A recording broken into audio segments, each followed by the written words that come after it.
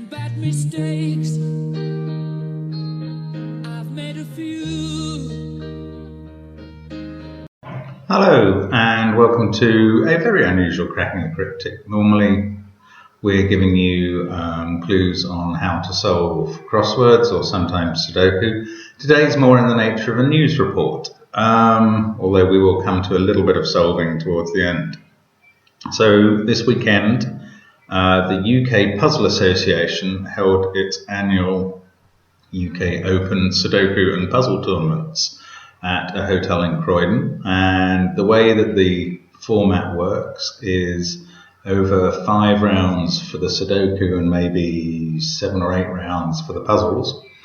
A number of people battle out for the most points for solving Sudoku or puzzles correctly, and the winners are declared. So I only take part normally in the Sudoku tournament. I have taken part in the puzzles, but that requires staying for an extra day, and I'm not that good at the puzzles. The puzzles are kind of Japanese pencil puzzles, and Simon's shown how to do a few of the types of puzzle that they get here. They might involve the odd Kokuro or Slitherlink or similar types of puzzle, but also a wide variety of other puzzles that could be created either new for the event or are kind of well known in the puzzle fraternity. The Sudokus, to some extent, mimic the World Sudoku Championship, which is going to happen later this year in the Czech Republic. And every year that is largely based on variant Sudoku. So although there are a few classic Sudokus, there are an awful lot more variants. And these would be Sudoku puzzles where, again, you have to fill in 1 to 9 in each of 9 rows and columns and 9 boxes. But there will be some difference to the classic Sudoku puzzle. And that difference could be anything. It will often be an extra constraint. It will sometimes be lines in the grid that show another set of 1 to 9, or Killer Sudoku is one of the well-known variants that we do a lot of on the site.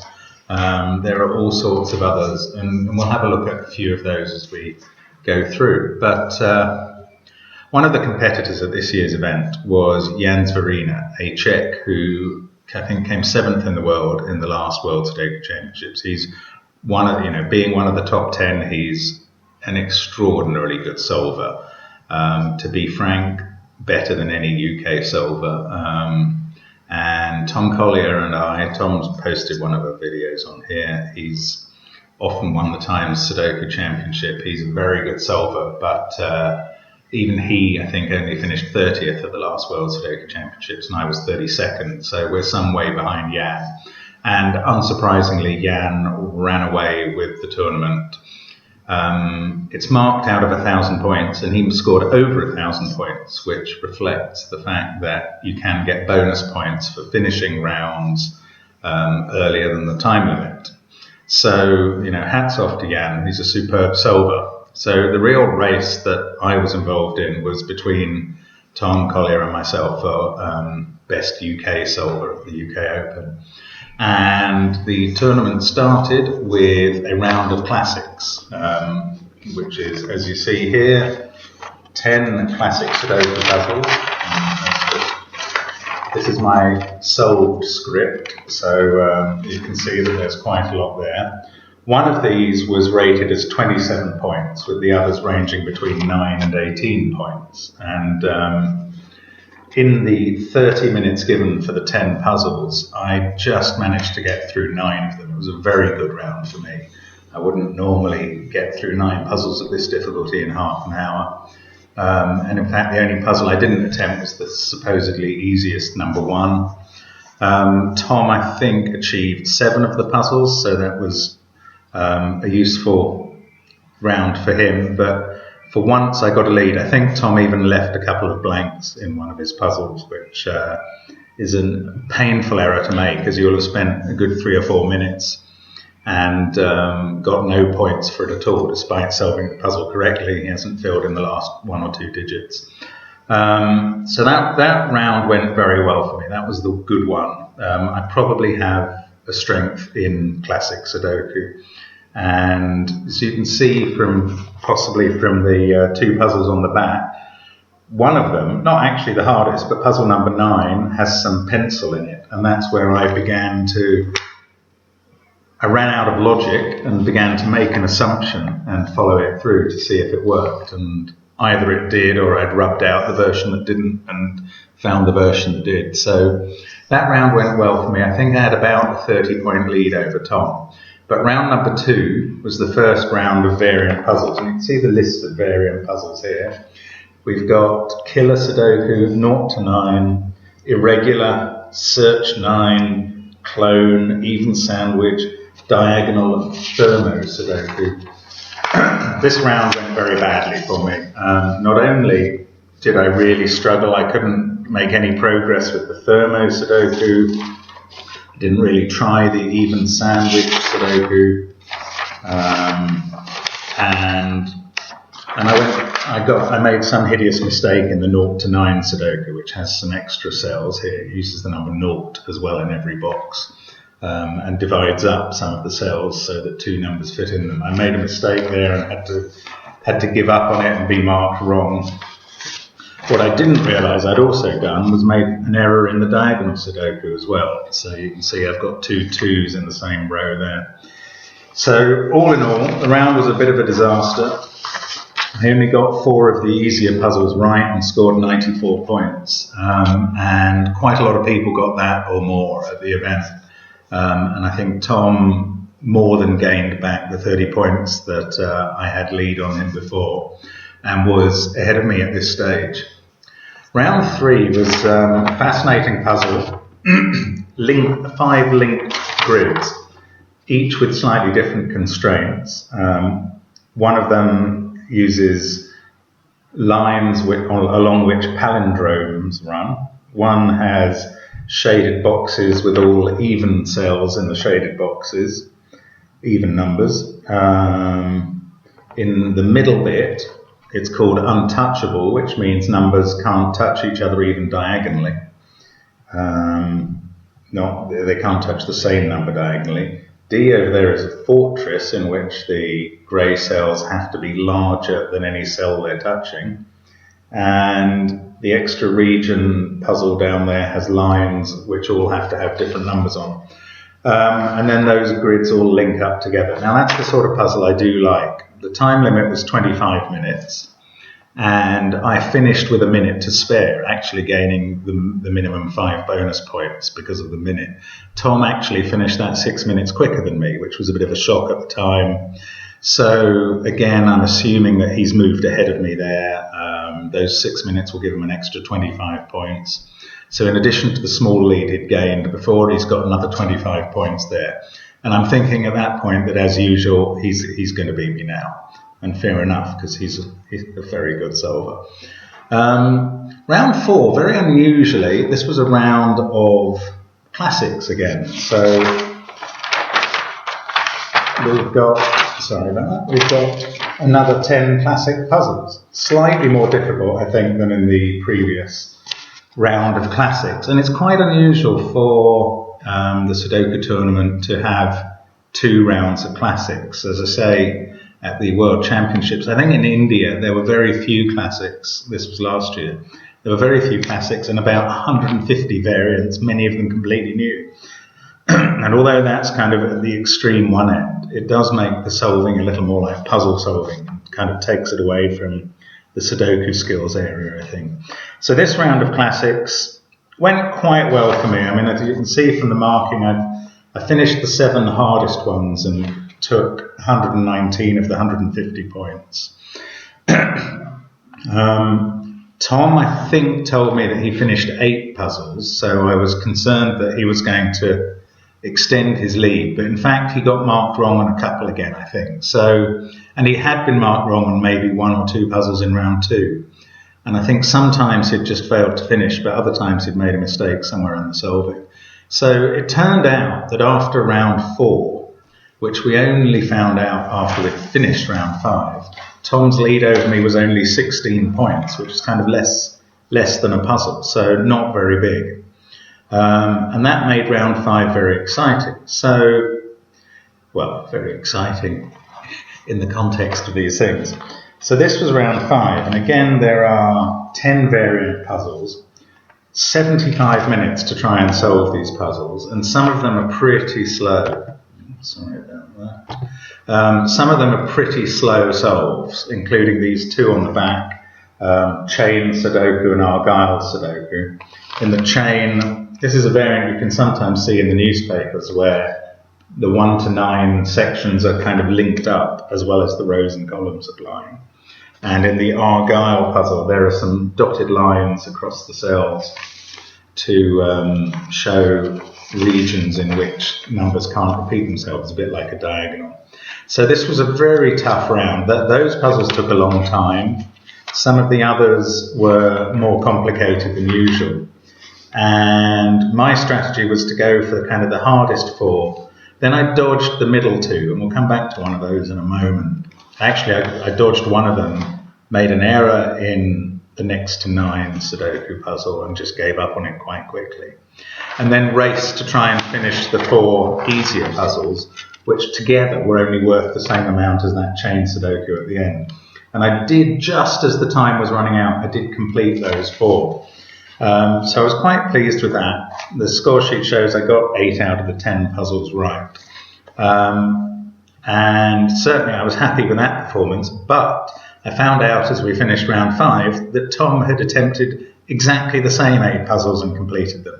So I was thinking, well, that's unfortunate. With his lead before, now I can't possibly overtake him, unless, of course, it's turned out to have got one of them wrong, and I haven't. And so it proved. It turned out that Tom had made some sort of mistake in the incremental Sudoku. And for once, in a face-to-face competition, it's very rare this, I'd beaten him. And that gives me the cut for the best UK performer. So congratulations to Jan Zverina, who was clearly better than both of us and won the UK Open. But nice for once to finish ahead of Tom in a competition, as I say. But it was very closely fought. I honestly think he would normally have been a bit luckier with not making the errors. Now, I'm going to have a very quick look now at the puzzle in that round that we both avoided. This, I think, is a new puzzle, Knight Non-Consecutive Sudoku. Now, we've both seen Knight Sudokus before, where the same number can't be a knight's move away from itself. And we've both seen non-consecutive Sudokus, where one number can't touch the number either one away from one above or one below it. But this is different. In here, no 2 consecutive numbers can be a single knight's move in chess away from each other. So, for instance, we can't have a 7 in this cell I'm pointing to here. We can't have a 7 in this cell I'm pointing to here, because there's an 8 here, a knight's move away from it.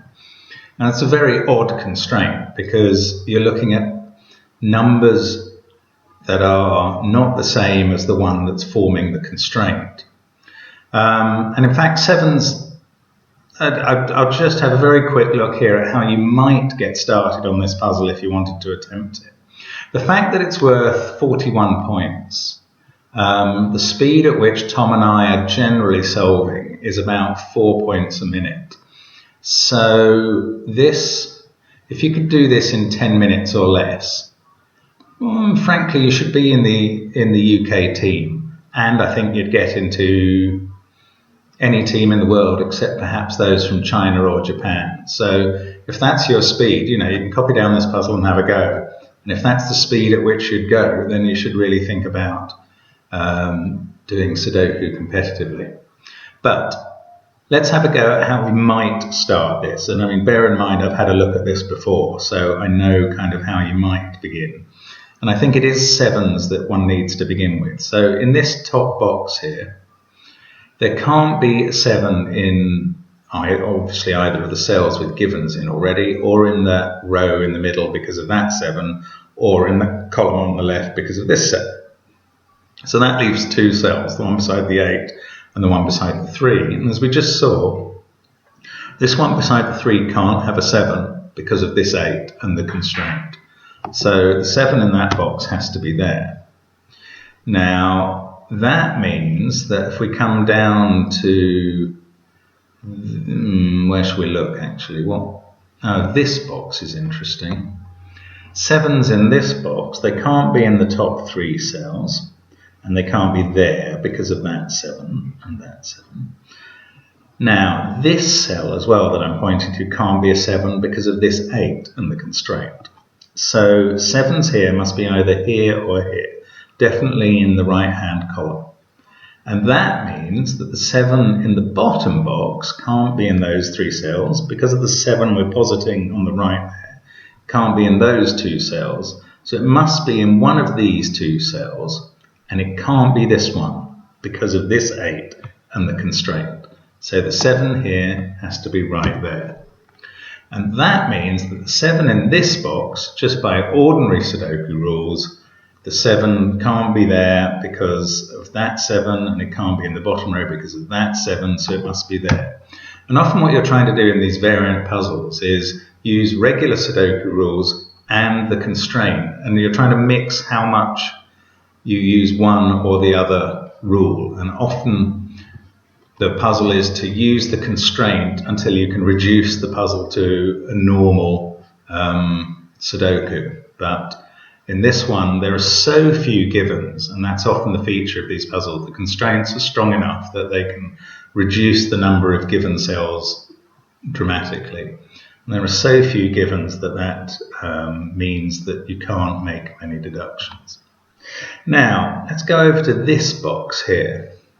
Still looking at 7's, and this 7 means that these 3 cells can't be 7's. This 7 means that this one can't be a 7. So that leaves these 3 here. And this one at the bottom can't be a 7 because of this 6 and the constraint. It would be one number away and a knight's move away. So the 7 in this box must be in the middle row, one of those 2. And that means that 7 in this box can't be in this cell. So from what we worked out before, it must be here. So we are at least making some progress here. And in terms of the 7's in these 2 boxes, which are the remaining 2 we've got, there's one there and there's one there, but we don't know which cells. So you can make some progress there to start with. Similarly with 8's, because there's one there and one there, we know that the one in this box must be in one of these 2 cells. I'm not quite sure where the next deduction would come from, and it's, yes, 8's in the middle boxes. You can see these 2 8's, they're ruling out those 3 cells and those 2 cells. So the 8 in this box must be in one of those 2, and it can't be here because of that 7 and the constraint. So it must be there. And that has now fixed our 8 down here into that cell. And 8 up here in this top left box must be in one of these 2 cells because of these vertical 8's. And it can't be in the bottom one because of that one. So it's in one of those 2, one of which is ruled out by the constraint. This cell here, because of this 7, that can't be an 8. So that must be an 8. And that allows us to fix our last 8 in the grid. So we've got the 8's and most of the 7's now, but still that's not exactly a lot of the grid filled. And next we're going to have to find some other number to focus on, probably 6's I would have thought. But that's kind of how you have to make progress in this puzzle. I struggle to see how this can be a 10-minute puzzle for me.